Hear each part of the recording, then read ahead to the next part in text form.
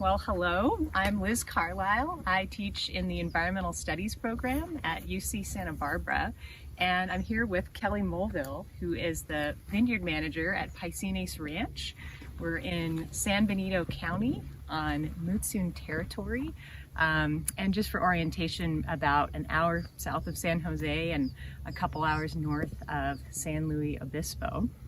And Kelly, this is the vineyard I said at Paicines Ranch. Kelly has also designed and advised vineyards actually all over the country and in Australia and Spain and China. But this is his home vineyard project and kind of his dream vineyard he's designed here. So he's going to give us a little tour. But first, I just wanted to ask you, tell us a little bit about the land we're on here. And sort of the land that you're working with here as you were establishing this vineyard.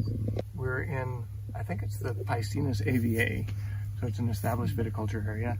This was former home to Almaden, or to part of Almaden Vineyards, which was 6,000 acres of wine grapes back in the 60s, 70s, and 80s. And so this had been in vineyards probably, 30 plus years ago. It's been fallow since then, since about 2017 when we planted this. The soil type is Diablo clay, so we have pretty heavy clay soils. It's varied though. We did a bunch of pits out here and we found river stones on top of the hills just below the surface. And so the soil is really pretty varied. We came about this project through a presentation that I gave at Eco Farm, and the owner, Sally Calhoun, was at that presentation. And I was talking about grazing vineyards during the during the growing season of the vines. In general, vineyards are grazed during the growing season, or the winter time when the cover crop is growing. But you can't graze them during the growing season because the sheep will eat the vines. They really like grapevines. I've used sheep to remove vineyards. So we, at the end of that presentation, I mentioned that really what we need to do is figure out how to design a vineyard so that it could be grazed throughout the year instead of modifying vineyards, which is one way we can do it. I've modified a number of existing vineyards so that you could graze them throughout the year. But the idea with the reality of climate change and trying to design a system to work with grazing animals from the get-go was kind of a unique challenge. And so I presented that at the end of my talk, and Sally Calhoun came up to me and said, I would like to talk to you about doing this at our place. And so I came out here and we discussed this a bit, and after going back and forth for about a year and a half or so, she talked me into coming out here and putting this in. It was a great opportunity to you throw something out there that you wish would happen, and all of a sudden someone says, yeah, let's make that happen. So this has been a really fascinating, fun project with a lot of ups and downs, but the ups are increasing and the downs are going down. So. Always good to hear. When was that? When was that conversation? These vines that we're looking at here, when were these established? How far into the project are you? So we are, these vines, the entire, what we call phase one, so it's a 25-acre vineyard. The first 12.5 acres was planted in 2017. And we've been planting a little bit in the same section ever since then. We planted the second section to rootstock last year, and we'll be grafting that next year. But we had a lot of issues with squirrels and some issues with nursery stock that was underwater during 2017 winter. So we ended up having to replant about 2/3 of the vineyard, and we did almost all of that into rootstock and have grafted it since then. So that's why it's a great training site. We actually have several young people working with us now, because we have vines at all stages, from freshly grafted vines who are just young and small to vines that are going into pretty good production right now. So it's definitely been an ongoing struggle, not a clean plant everything, everything comes up, it's at the same level, and so we don't have uniformity yet. But we have a lot of interesting stuff going on. Yeah, yeah. What kind of grapes are you working with? And did you make those choices because you're grazing out here? So actually the choices of our rootstock and the clones that we used were mainly based off of the fact that the climate here and anticipating what was happening with the climate. So this is the average rainfall here is 12 inches. And I think we've had, since I've been here about 7 years, I think we've had 2 years that we hit the average. And every year after that, every other year has been below that. So we're a dry area. And so we chose 1103P and 110R as our rootstocks, which are both very drought hardy. And then for our varieties of grapevines, for wine grapes, we looked at things that are growing in hot climates, hot to very warm climates that are doing well. So that more than half of this first section is in Grenache.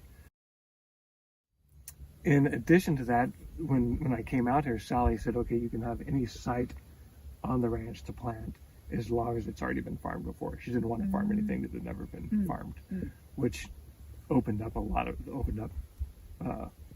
over 800 acres of possibilities, really. Wow.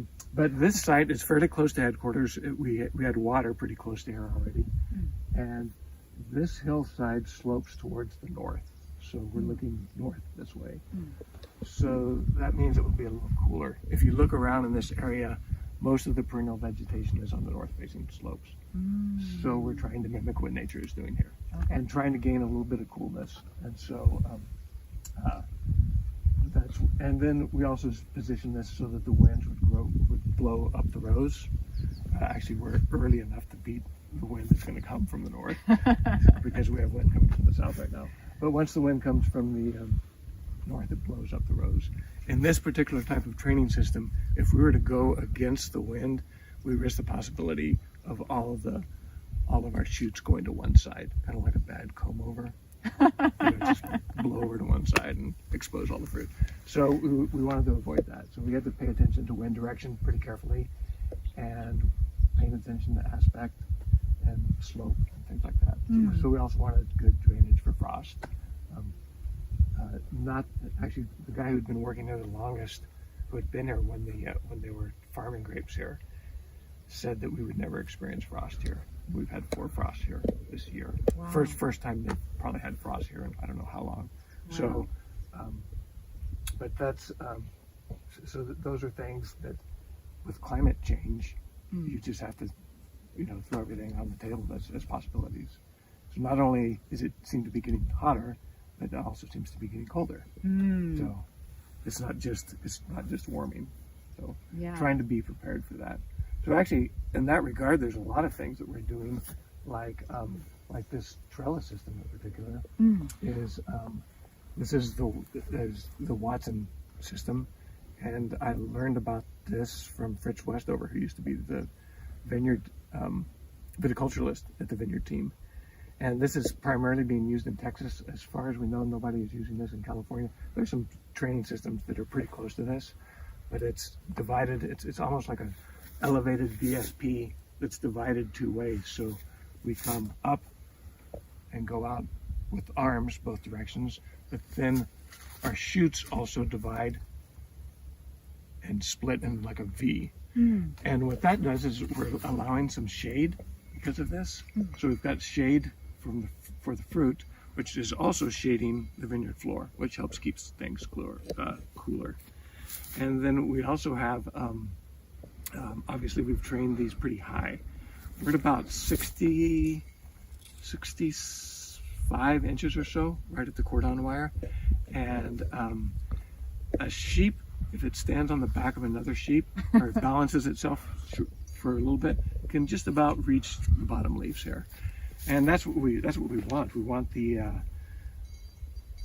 sheep to have contact with the vines, in particular because they can do all the suckering for us. So in most vineyards, you'll get suckers that come off the bottom, And you can see a few down here, but the sheep had just been through here, so they took care of most of them. But by having the sheep in here during the growing season of the vines, they can take care of the suckering for us. That's one of many benefits that they have. And part of the, it was about 10 years ago, I did a trial in Sonoma County on this idea of grazing during the growing season of the vines. And I just modified it in an existing vineyard to do that. And so from that trial, we learned a lot of things. For instance, that the sheep will do all the suckering for you, that they pretty much reduce the need for a lot of outside fertility.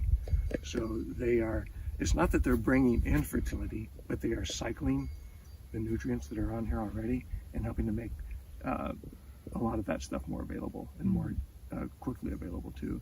And a big part of that is through their urine, but also through the manure. But so in addition to suckering, they're taking care of the vineyard floor and keeping the forage. So all of a sudden we don't have weeds. Everything becomes an opportunity. So the what we have in here is a bunch of mixed forage, which so we in viticulture we spend a lot of time worrying about floor management, and one of our goals is to keep the floor covered in either living plants or vegetation, dead dormant vegetation. And so the sheep allow us to do that without bringing machinery in here. So that's reducing our fossil fuel, it's reducing our compaction, and it's again cycling all those nutrients. So really what we're doing is just trying to mimic natural processes. And the other thing that's happening because of that is we have two crops here. We have sheep, which we primarily grow meat sheep. So we're growing Dorpers and Katahdins. And then we also have the grapes. So if it's a bad year for grapes, it might be a good year for sheep, and vice versa. Ideally, we'll have good years for both. You've definitely got me sold on the benefits of grazing sheep through this vineyard. And we actually just saw them a few minutes ago. But I wonder, I mean, of course, I'm an environmental studies professor, so all this stuff about all the benefits and the synergies makes a lot of sense to me. But I imagine that when you talk to other folks who are wine growers, people are still pretty nervous, I would guess, about planting a really high value crop that they're going to invest a lot of time and money in, and then grazing animals through, because that's just not the way we typically think about doing vineyards. I'm curious, what you say to folks when you're advising people about kind of key things that you've done here that have made that work, or things you've learned along the way. Yeah. So first off, I think people are wise to be nervous about that because if early on people were trying aversion training, in which you feed sheep grape leaves outside the vineyard, and you put in a substance that makes them sick, basically. And then the idea is when you put them back in, they will not eat the grape leaves, which tends to work for a little while until someone figures out that it doesn't work anymore, that they don't get sick off the grape leaves. And if that's in the evening and you come back the next morning and you have 200 sheep in there, you could have a wreck. So you need to, because sheep do love grapes. It's interesting that ovine and vine are very similar. So that's the reason why we're spending so much time trying to figure this out. And it turns out now we're learning that there's a group in Germany who's been working on this for a couple of years now, and they just contacted us because we're actually ahead of them by about 10 years, which is great to be ahead in engineering of the Germans. But and other people have been probably trying out ideas in this. So and this is a really simple idea. We've used electrified wires very successfully in existing vineyards to graze during the growing season of the vines. But this idea was the thought was to go beyond just modifying something that wasn't designed for that. So to create and then bring in all the other elements that are possible, the shade, the aesthetics. I mean, I just love it that I can do this. So and the sheep can do that too. So the sheep are not limited to one row, and so the vineyard becomes, instead of very linear, which it still is in a way, it's you have access in all directions. So we can fence off with just a couple hot wires. We could fence off a small section if we wanted to graze it or concentrate the animals in an area. So there's this idea of design and designing agricultural systems, because in a sense we don't really design them. Mm-hmm. We have machinery and we adapt our systems to our machines. And so we're trying to kind of reverse that and adapt and design our systems for natural processes. And so that our spacing is fairly wide, but we're 12 feet wide between rows and 6 feet between vines, and that allows with the grow over, that's kind of 8 feet of effective working area. We could come in a little bit tighter, but as I'm spraying sometimes, I think this is pretty good. But with this training system, because we're kind of doubling the what you normally would in a regular VSP system, our yields should still be pretty good. And there's plenty of people in Texas who have, and I think some other southern states who have done this, who have verified that you can get pretty good yields with this, even with wide spacing. But also that allows a larger area for grazing too. And we have, right now I think we have over 3,000 sheep on the ranch. So we have the option, we just have about 23 rams in here right now, but we could have the option of bringing in 1,000 sheep through here very quickly, or just having a few in here for a short time.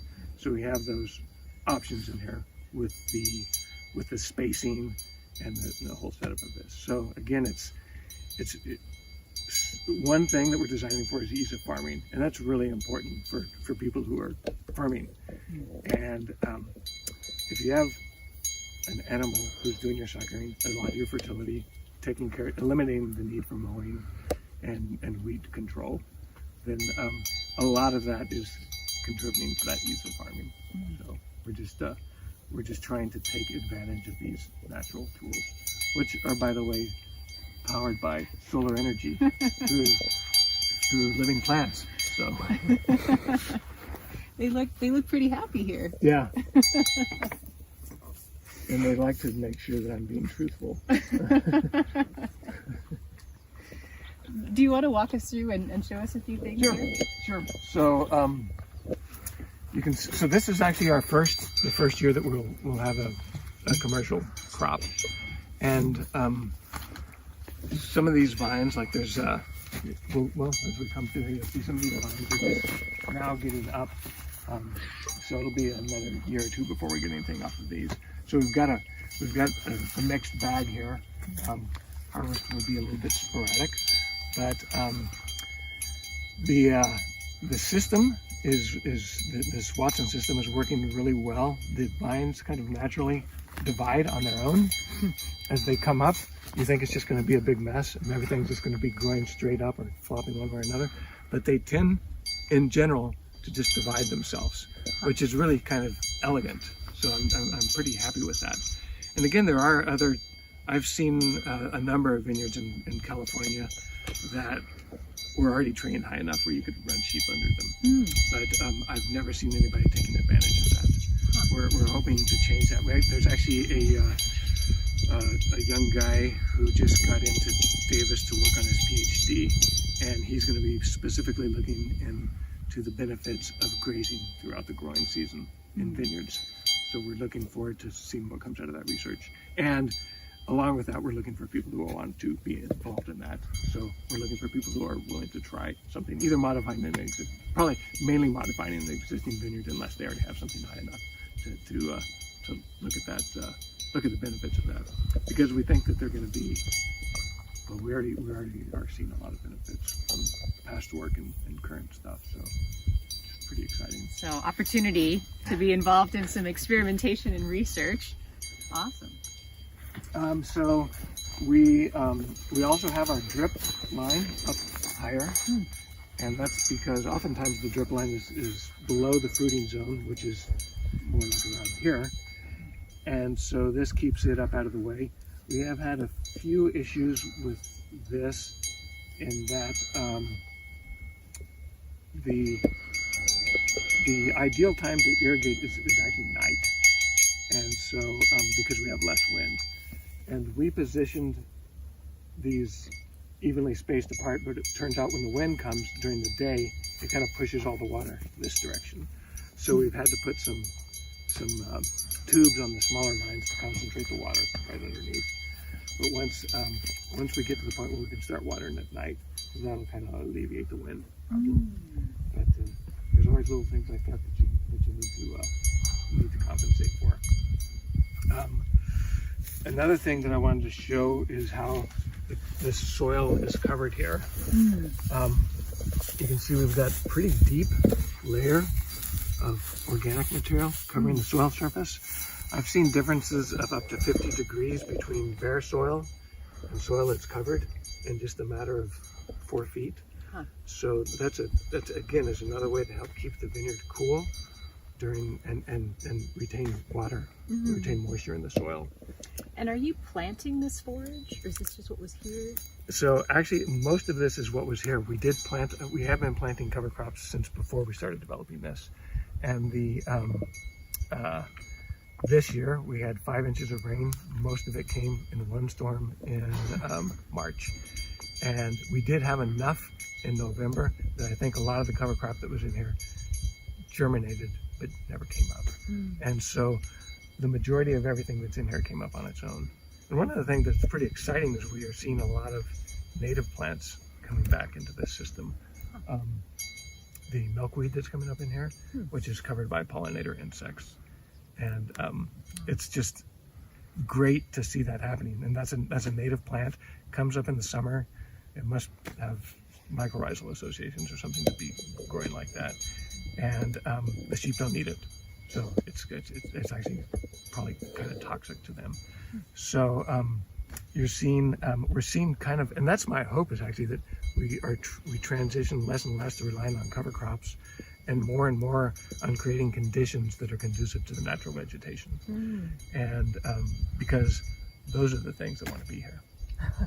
And that's what we're trying to do. I mean, this is not just about growing grapes and raising sheep.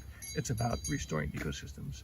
Because if farming is just a degradation of our ecosystems, then we're not going anywhere. We're not leaving anything for future generations of any life. So we need to reverse that trend. But we need to reverse it and still be able to stay in business.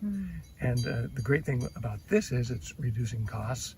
It's reducing reliance on heavy machinery, fossil fuels, and kind of diversifying the farm too.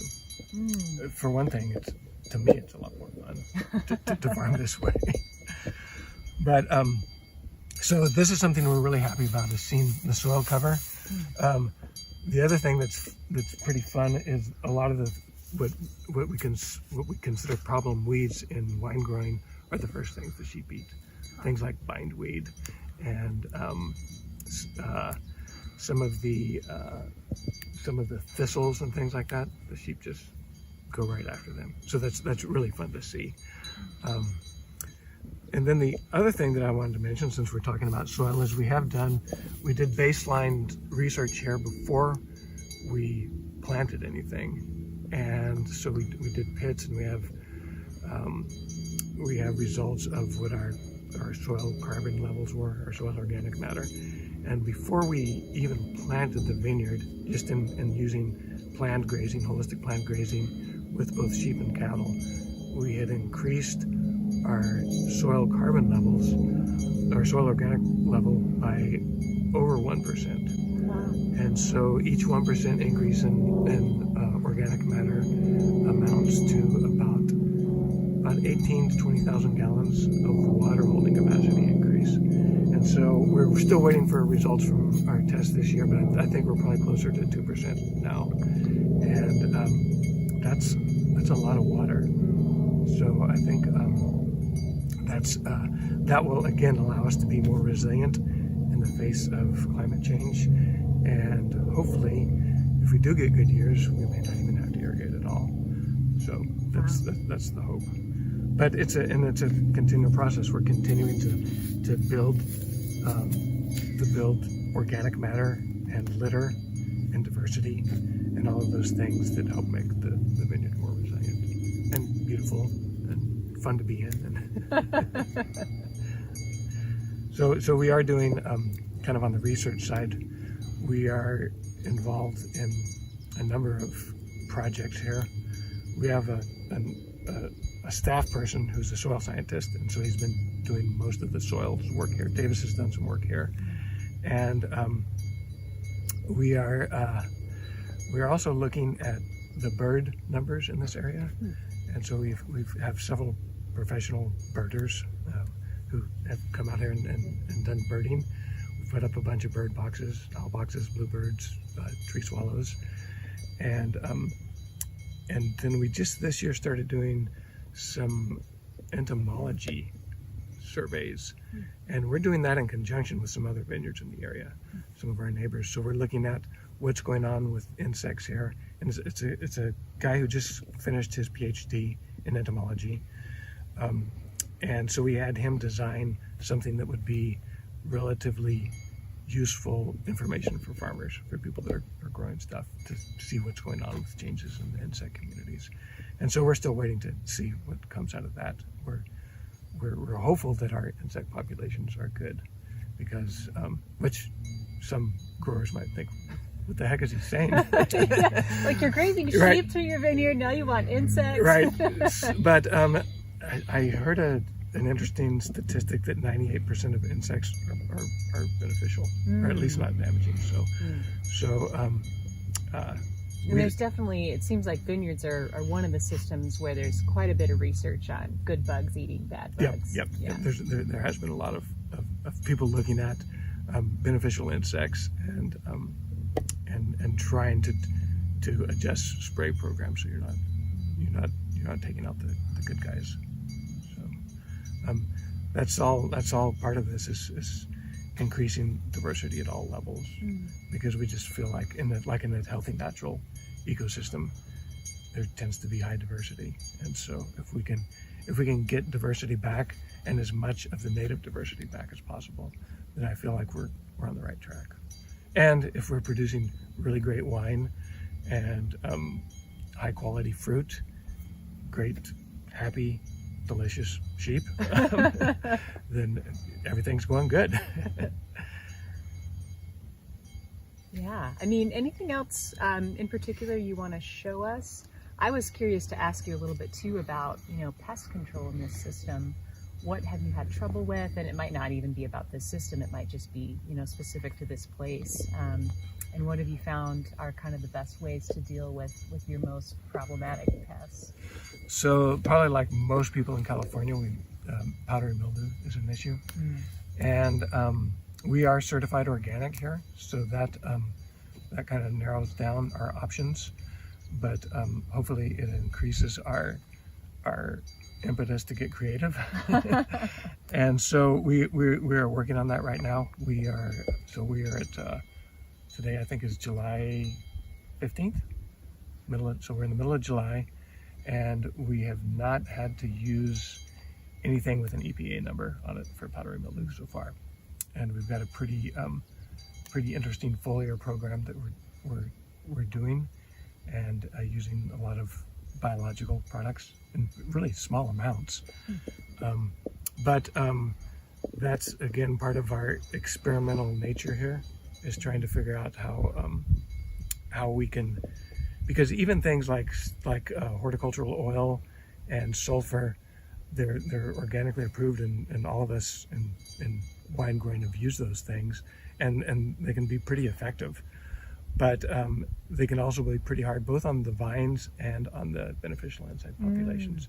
So it's kind of looking at the big picture and what are our options there. And I think we have a lot to learn in that area, just about how do we increase plant health and the ability of the plant to resist disease and pests, and what are the various options out there. And a lot of people are looking at that now, so it's a pretty exciting time to be trying to figure out how we move forward with this. And sulfur's been used probably since vineyards have been around, so it's okay to start looking for other options. Yeah, well, maybe, just to wrap up, if you can tell us a little bit about, what your vision is for the next, 10 years of this vineyard. What's next here? This year will be our first crop. We don't have a winery here. And the idea is that we can be wine growers and it can be viable. It's pretty tough to just grow wine grapes and make a profit at that. So we're doing wine grapes and sheep. But also we think that we're going to be producing really high quality stuff, and we have a lot of people that are interested in these grapes. And I think there's a lot of consumers that want wine that, if they're supporting a winery, a vineyard that is helping to restore ecosystem health, then count me in. That's what I'm looking for. And so I'm trying to create the things that I would like to have. And so we are working with winemakers that believe in what we're doing and will help us promote this, because we can also help them promote their wines. We have a lot of educational events, weddings and things here at the ranch, so we can feature those wines. And I think developing a good relationship between a number of wine growers and ourselves and the people who are drinking that wine, so that everybody has a role in this and can support restoring ecosystems. And I'd like to see that occur in all aspects of farming, where people are getting more creative and about restoring ecosystem health, and not just getting beyond the let's try and do as little damage as possible, to saying, okay, that's not a good relationship. and for anything. So how do we be beneficial to the ecosystem? How do we help support a healthy ecosystem, which in turn supports healthy communities and healthy economies?